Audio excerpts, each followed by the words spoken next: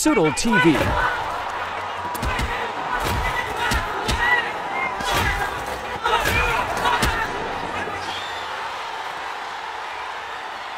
Nakakapanghinayang. Ito po ang una kong salitang mababanggit pagkatapos ng mga nangyari sa legasiya nitong ating pambansang angas na Pinas na si Jonrel Cuadro Alas Casimero. Batay po kasi sa tinakbo ng kanyang karera, ay tila nawala na po talaga ang mabibigat na laban nitong si Casimero. Noong nakalaban niya itong si Duke Maika, ay ang masasabi po nating nasa prime na Casimero. Ngayon, papaano nga ba natin masasabi na nasa prime na ang isang boksingero? Ang una po natin tinitignan dyan ay ang edad ng boksingero, na kung saan ay kadalasan na nasa 30 hanggang sa 35 taong gulang ang sinasabing nasa prime na ang isang boksingero. Dahil sa sapat na kasi ang edad na ito para malaman ang mga dapat niyang malaman sa boxing at ang experience para sa gayon ay harapin ang mas mabibigat na kalaban. Pero nakadepende pa rin po ito sa boksingero, dahil kung ang boksingero ay palagi pong ginugulpi ang kanyang sarili sa anumang uri ng pagsasanay, ay kahit na magkaedad po ito ng 40 taong gulang, ay ang reflexes nito sa kanyang katawan ay parang hindi po basta-basta magbabago. Katulad na po lamang nitong si Manny Pacquiao na dahil sa sipag mag-ensayo ay kahit wala na sa kanyang prime ng kalakasan ay kaya pa rin tumalo ng mas batang kalaban. Ngayon mga idol, nang lisanin kasi nitong si Angas ng Pinas ang kanyang dating promotional company na sinasandalan, ay mahigit na 1 taon po ang nawala sa kanya na hindi nagkaroon ng mga laban. Marami noong nagsasabi na katapusan na di umano ito ni Casimero dahil sa pagkawala ng kanyang malaking laban kontra sa tinaguriang The Monster ng bansang Japan. Pero pagkagigil at pagkapuot ang naramdaman nitong si Casimero, na kung saan pinangako nito na ipapakita kuno niya ang bangis niya sa ibabaw ng lona, na kung saan kawawa kuno ang sasapitin ng kanyang unang makakalaban sa pag-akyat nito sa 122-pound Super Bantamweight Division. At dito na nga po niya nakalaban ang apon na si Rio Acao, na kung saan mapait po talaga ang sinapit nitong si Acao sa mga nagbabagang kamao ni Casimero.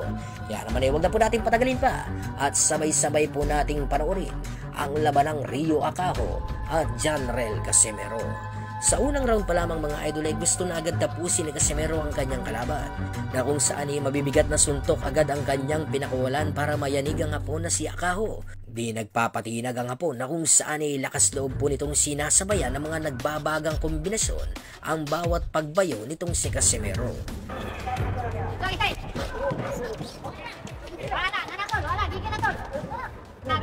Bantay sa kaliwa.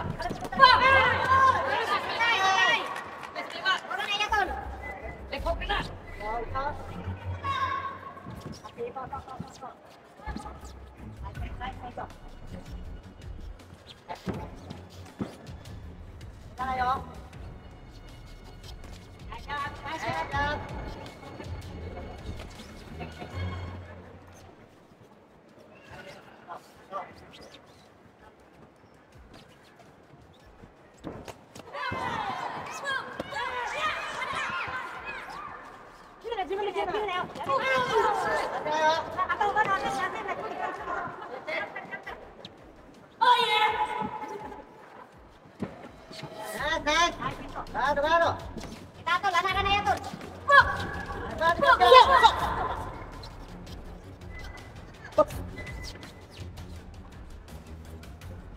Ay pagkikintol. Ay pagkikintol. Kita tol ana na ya. Patay. Patay.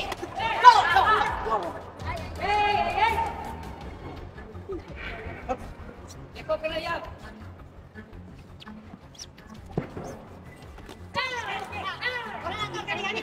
Ora na tol. Kani ba na? Ay tikit tol. Straight. Lumpari. Ay, wa.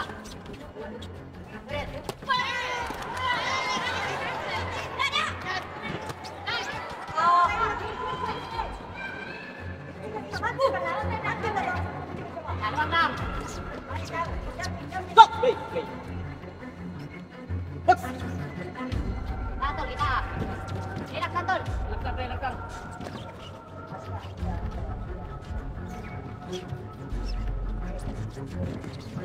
Kita ingana.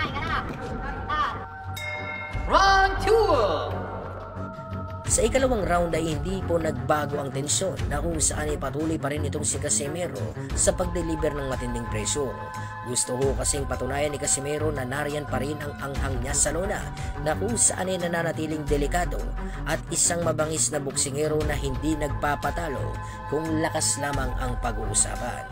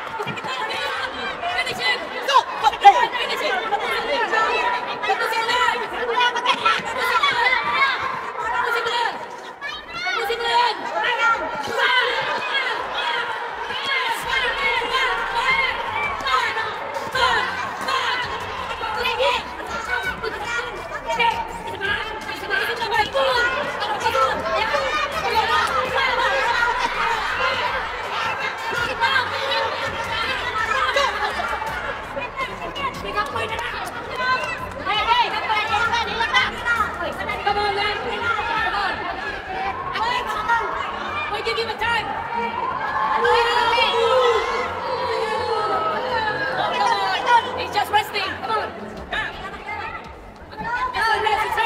He's hurt. Come on, guys. Oh, come on. Nangayaw itong si Akaho sa mga suntok ni Casimero na kung saan ay nagdahilan ito para sa gayon ay matigil na ang pasakit niyang tinatamasa sa mga kamao nitong si Casimero.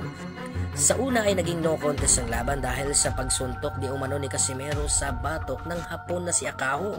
Pero di kalaunan ay napatunayan rin po ito na isa po talagang knockout ang nangyari sa laban.